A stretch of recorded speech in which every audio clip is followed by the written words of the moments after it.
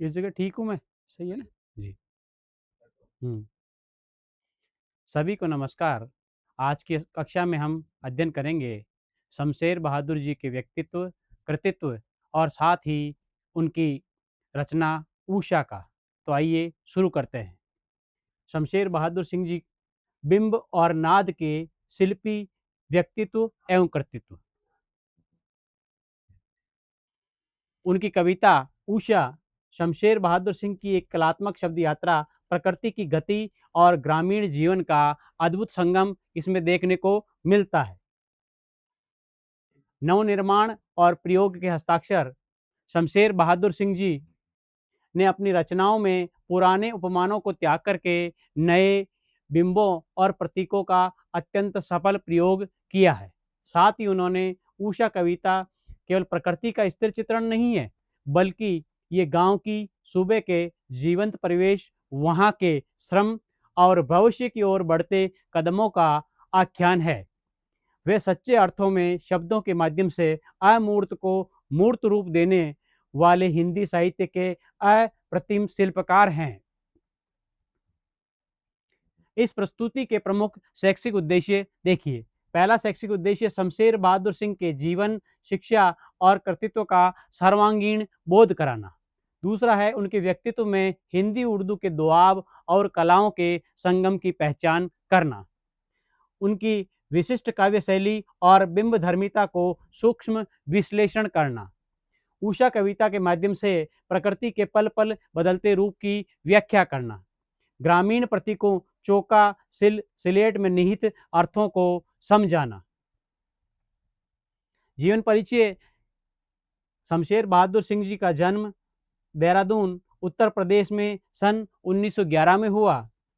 शिक्षा की बात करें तो देखिए उनकी प्रारंभिक शिक्षा और पारिवारिक परिवेश में उनके भीतर उर्दू और हिंदी भाषाओं के गहरे संस्कार बोए। इसी मिली-जुली संस्कृति ने आगे चलकर उन्हें एक अनूठा भाषाई रचनाकार बनाया। 1993 ईस्वी में अहमदाबाद में शमशेर बहादुर सिंह जी का निधन हुआ। भाषा का दोआब। यहाँ दोआब एक क्षेत्र विशेष का नाम है जिसमें उपजाऊ मिट्टी पाई जाती है। इसी प्रकार भाषा के दोआब के रूप में शमशेर बहादुर सिंह जी को याद किया जाता है। हिंदी और उर्दू का दोआब उन्हें कहा जाता है। देखिए दोआब का अर्थ, दो नदियों के बीच की उपजाऊ और समृद्ध भूमि। शमशेर बहादुर सिंह स्वयं को उर्दू और हिंदी का दोआब मानते थे। उनकी कविता में दोनों भाषाओं की सहजता, शब्दावली और मुहावरों का दुर्लभ संगम पाया जाता है। व्याकरणिक विशेषता देखें तो उनकी रचनाओं में उन्होंने संज्ञा और विशेषण के स्थान पर सर्वनामों, क्रियाओं और अवयवों पर विशेष बल दिया, इसलिए उन्हें भाषा के दोआब के रूप में जाना जाता है। इसी प्रकार एक संधि स्थल पर खड़ी कविता देखिए। साहित्य। शमशेर बहादुर जी की इस साहित्य, चित्रकला और संगीत तीन रूपों में हम प्रस्तुत करेंगे। देखिए पहला, भाषा की सीमाओं के पार उनका चित्रकार मन कलाओं के बीच की दूरी को मिटा करके भाषा की सीमाओं के पार यानी भाषा रीत हो जाना चाहता है।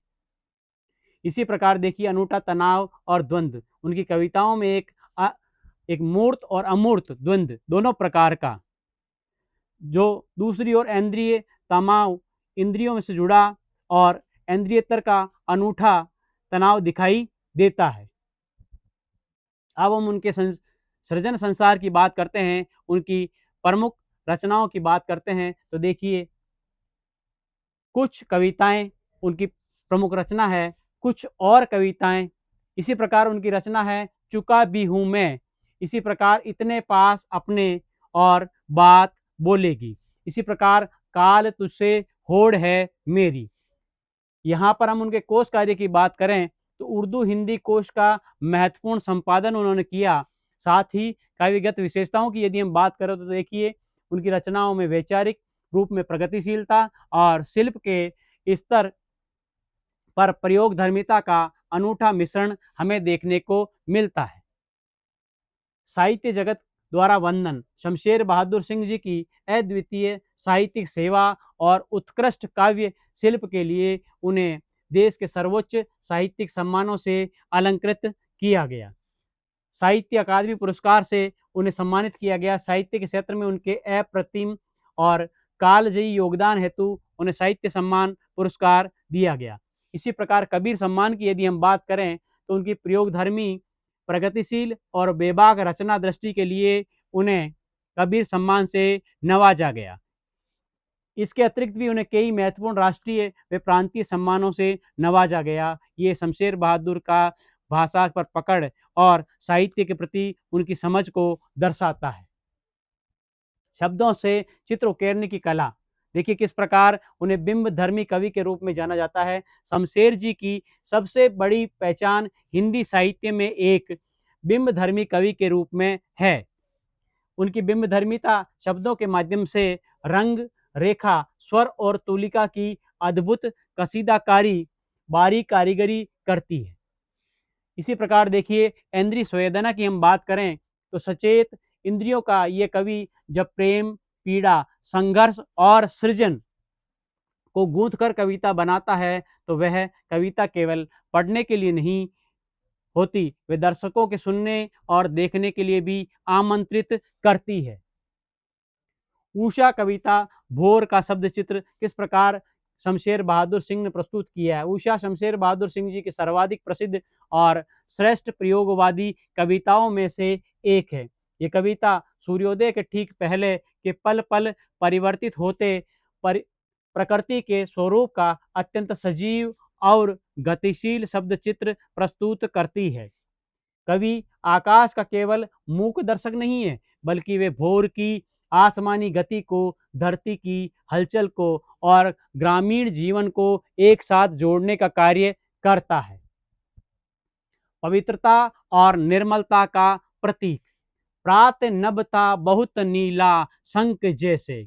यहाँ पर तुलना, प्रतीक और अर्थ, इन तीन रूपों में हम समझेंगे। देखिए कवि ने भोर के आकाश की ओर तुलना गहरे नीले शंख से की है। इसी प्रकार प्रतीक देखिए, शंख पवित्रता और शांति, धार्मिक अनुष्ठान, सुबह का पूजा के रूप में, प्रतीक रूप में इसको उभारा गया है। अर्थ देखिए, ये बिंब दर्शाता है कि सूर्योदय से पूर्व का आकाश अत्यंत निर्मल, शांत और पवित्र होता है। ग्रामीण जीवन की भोर, देखिए राख से लीपा हुआ चौका और कोष्टक में दिया है अभी गीला पड़ा है। तीन रूपों में देखिए, भोर के समय आकाश का रंग हल्का सलेटी यानी राख जैसा होता है, उसके कारण वातावरण में नमी होती है। दूसरा कोष्टक, अभी गीला पड़ा है का प्रयोग अत्यंत महत्वपूर्ण है। ये दृश्य में नवीनता, ताजगी और सजीवता को भरता है। इसी प्रकार ये प्रतीक गांव की सुबह की जागृति और स्त्री के कठोर श्रम को दर्शाता है। अंधेरे पर प्रकाश की विजय, बहुत काली सिल जरा से लाल केसर की जैसे धुल गई हो। काली सिल ये रात के घने अंधकार की परिचायक है। लाल केसर ये सूर्य की आरंभिक लाल किरणों जो प्रकाश का प्रतीक है। जैसे सिल पर पानी डालने पर केसर का रंग उभरता है, ठीक वैसे ही रात के कालेपन को चीर करके सूरज की लालिमा आकाश में फैलने लगती है। ये सूर्योदय से पूर्व की स्थिति को बताया गया है। भविष्य की उजास देखिए, स्लेट पर या लाल खड़िया चौक मल्दी हो किसी ने। स्लेट पुणे भोर के अंधकार में और धुंधले आकाश का प्रतीक है। अदृश्य बच्चों के नन्हे हाथ नवजीवन, गतिशीलता और भविष्य की उज्जवल संभावनाओं के प्रतीक है। ये एक ऐसे दिन की शुरुआत है जहां रंग है, गति है और आगे बढ़ने का असीम उत्साह है। भ्रम से यथार्थ की ओर, देखिए भ्रम की स्थिति को तोड़ करके वास्तविक जगत में किस प्रकार प्रवेश करते हैं। जादू टूटता है इस उषा का, अब सूर्योदय हो रहा है। देखिए पल पल बदलते रंगों और ग्रामीण बिंबों का जो एक रहस्यमयी और जादुई संसार आकाश में रचा गया था, वे पूर्ण सूर्य के उदित होते ही समाप्त हो जाता है। अब वह अंधकार वहां से गायब हो जाता है। सूर्य का तेज प्रकाश सभी रंगों को अपने भीतर समेट लेता है। ये कल्पना के संसार में निकल करके जीवन के कठोर यथार्थ और दिनचर्या में प्रवेश करने का उद्घोष है। चित्रकार मन और बिंब धर्मिता देखिए किस प्रकार से, शब्द में रंग है, शब्द में रेखाएं हैं और शब्द में स्वर भी शामिल है।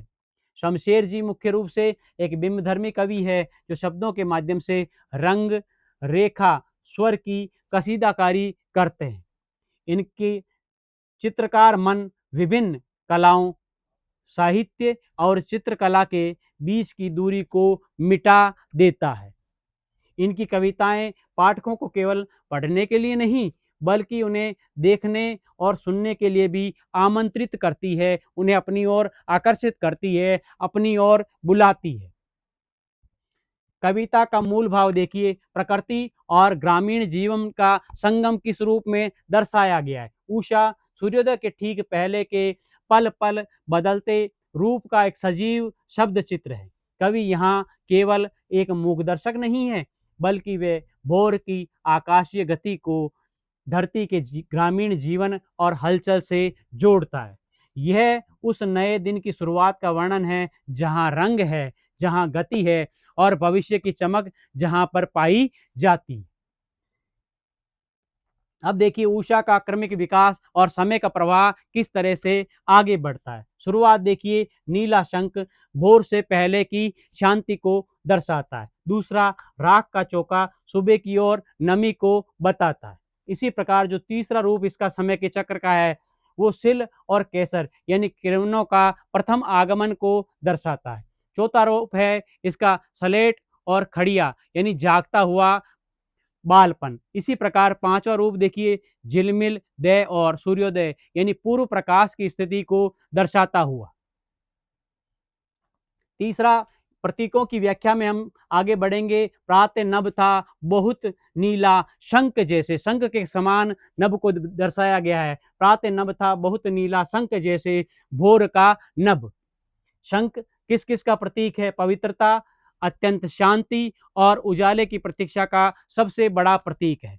रात के अंतिम प्रहर का आकाश गहरा नीला और अत्यंत निर्मल स्वच्छ होता है। यह दिन के आरंभ का सबसे पवित्र और कोलाहल रहित क्षण है। प्रतीकों की व्याख्या का तीसरा रूप देखिए, राख से लीपा हुआ चौका। राख से लीपा हुआ चौका और फिर कोष्टक में बंद कर दिया, अभी गीला पड़ा है। कोष्टक में अभी गीला पड़ा है का रचनात्मक प्रयोग ये कविता को एक विशेष अर्थ और अतिरिक्त ताजगी प्रदान करता है। इसी प्रकार ये राख का स्लेटी रंग भोर के आसमान के रंग को सटीक चित्रण करता है। ये ग्रामीण सुबह की शुद्धता, पवित्रता और वातावरण की ओश की नमी को भी दर्शाता है। प्रतीकों की व्याख्या की अगली कड़ी में देखिए, काली सिल और लाल केसर, इसे किस रूप में कविता में प्रस्तुत किया गया है। बहुत काली सिल जरा से लाल केसर से कि जैसे धुल गई हो। काली सिल रात के गहन अंधकार का प्रतीक है और लाल केसर सूर्य की पहली लाल किरणों का प्रतीक है। इसी प्रकार काली सिल रात के गहन अंधकार को चीरती हुई आगे बढ़ती ये अंधकार सूर्य के प्रकाश को प्रारंभिक विजय का अत्यंत सुंदर चित्रण है। आकाश में फैलती हुई हल्की लालिमा को ग्रामीण रसोई के एक साधारण उपकरण से जोड़ा गया है। स्लेट और लाल खड़िया देखिए, स्लेट पर या लाल खड़िया चौक मल दी हो किसी ने, ये प्रतीक ग्रामीण बच्चों के सुबह उठने और शिक्षा की ओर बढ़ते उनके कदमों को दर्शाता है। आकाश रूपी विशाल स्लेट पर उषा रूपी किसी अदृश्य बालक जैसे अपनी लाल खड़िया पोत दी हो। ये भोर की लालिमा के साथ साथ भविष्य की उज्जवल आशा का प्रतीक है, नवीन प्रवेश का प्रतीक है, नई दिशा की ओर आगे बढ़ते हुए रूप को दिखाया गया है। इसी प्रकार अगली व्याख्या देखिए, नीले जल में झिलमिलाती देह का रूप देखिए, नील जल में या किसी की गोर झिलमिल देह जैसे हिल रही हो। आकाश का नीलापन अब स्वच्छ और पारदर्शी जल के समान हो गया है। सूर्य की सफेद उज्जवल किरणें आसमान में इस तरह कांप रही है जैसे नीले जल में स्नान करती हुई कोई सुंदर देह झिलमिला रही हो। ये उषा काल का सबसे जादुई और सम्मोहक सौंदर्य कवि ने अपनी कविता के माध्यम से हमारे सामने प्रस्तुत किया। सूर्योदय के साथ उषा के जादू का अंत, और जादू टूटता है इस उषा का, अब सूर्योदय हो रहा है। उषा का ये जादुई सम्मोहन जो पल-पल अपना रंग, रूप बदल रहा था, अब स्थिर हो गया। ये सौंदर्य अत्यंत क्षणभंगुर, यानी पल भर में समाप्त होने वाला, जो सूर्य के पूर्ण रूप से उदित होते ही हमेशा के लिए समाप्त हो जाता है। आकाशीय घटना और ग्रामीण दिनचर्या का तुलनात्मक रूप अब यहाँ देखेंगे हम। देखिए किस प्रकार से है। प्राकृतिक आकाशीय घटना है और उधर ग्रामीण जीवन का प्रतीक बताया गया। देखिए शुरुआत में प्राकृतिक दृश्य, भोर का गहरा नीला और शांति। ग्रामीण परिवेश की बात करें तो अत्यंत नीला और पवित्र शंख की बात की गई है। दूसरे रूप में देखिए, सुबह की ओस की नमी और स्लेटी रंग यहाँ पर प्राकृतिक रूप से दिखाया गया है, और ग्रामीण परिवेश की बात करें तो राख में लिपा हुआ गीला चौका के रूप में इसे प्रस्तुत किया गया। अंधकार को चीरती सूर्य की पहली लाल किरण, ये प्राकृतिक रूप है, और ग्रामीण परिवेश में देखिए कि बहुत काली सिल पर लाल केसर के रूप में इसे चित्रित किया गया। आसमान में लालिमा का फैलना और सुबह का जागरण, ये प्राकृतिक घटना है। और ग्रामीण परिवेश की यदि हम बात करें तो स्लेट पर लाल खड़िया का मलना, इसे ग्रामीण जीवन के प्रतीक के रूप में जोड़ा गया।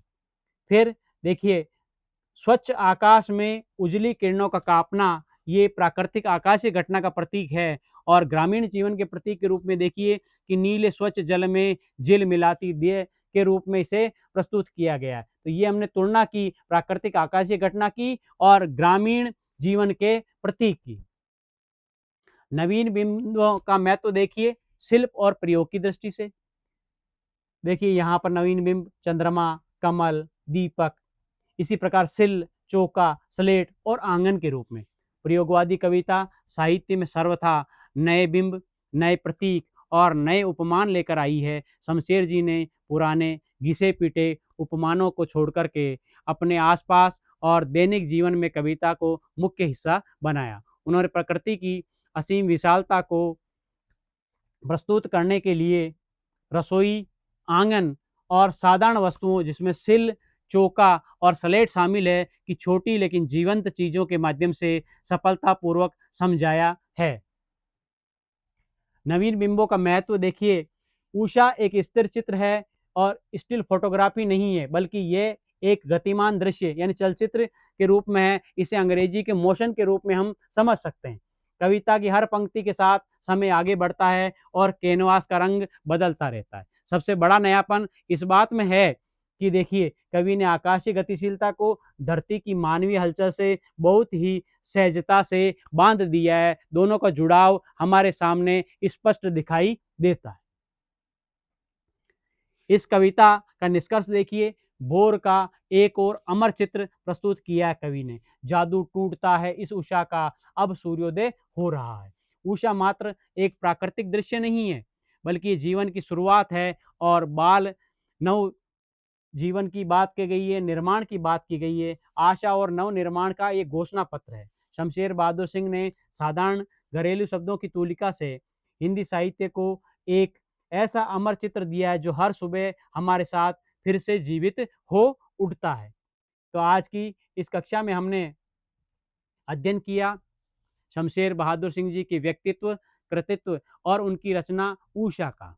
उषा का वर्णन करने के लिए हमने शुरुआत की थी कि इसमें विभिन्न प्रकार के रंगों का प्रयोग किया गया है, वो प्राकृतिक भी है और ग्रामीण जीवन से जुड़े हुए भी है। इसके पश्चात हम अगली कक्षा में इसके प्रश्नोत्तर हल करेंगे। धन्यवाद। जी सर।